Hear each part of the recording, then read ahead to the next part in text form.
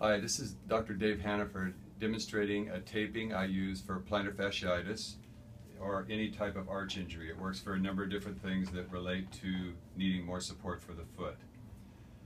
In order to tape the foot, you need the correct kind of tape.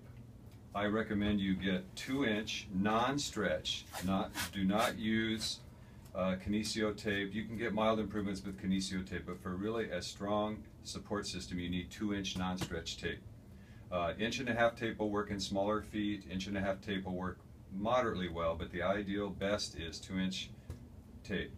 So I have prepared the first 4 pieces, 3 short ones. You can see here. Would you move your foot here for me? 3 short ones that are approximately 3 to 4 inches, and 1 intermediate length that's about 12 inches. And the other 2 pieces need to be measured. So if you'll bring your foot back towards me here. What I do is hold the tape backwards and measure from the base of the 5th toe around to the base of the big toe. And that is the correct size. Everyone's different, so you really need to measure those 2. So you take 2 pieces that size.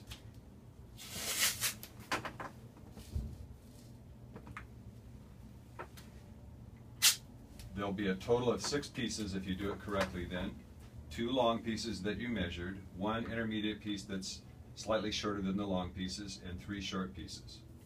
Now, this is extremely important, overlooked by so many doctors. If people are getting variable results with their taping, this is often the reason, because the foot position has to be preloaded.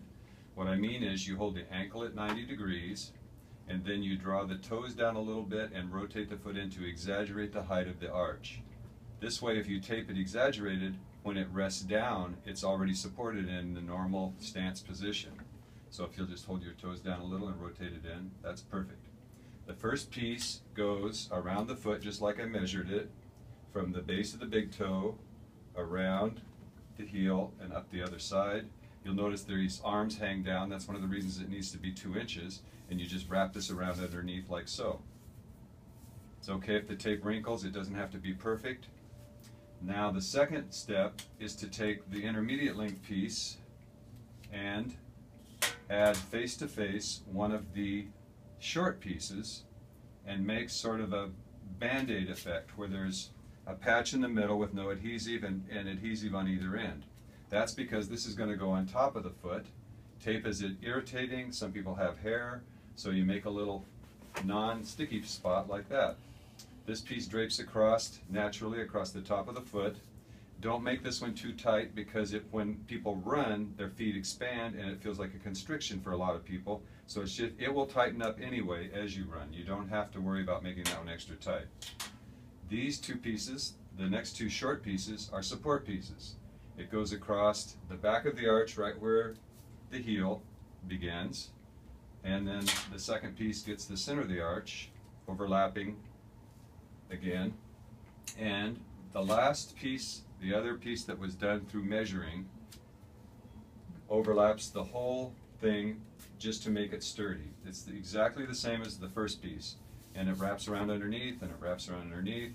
Again, it's okay if it wrinkles under the heels, like so. Now there's one other place where people can have trouble. It's right under the big toe here.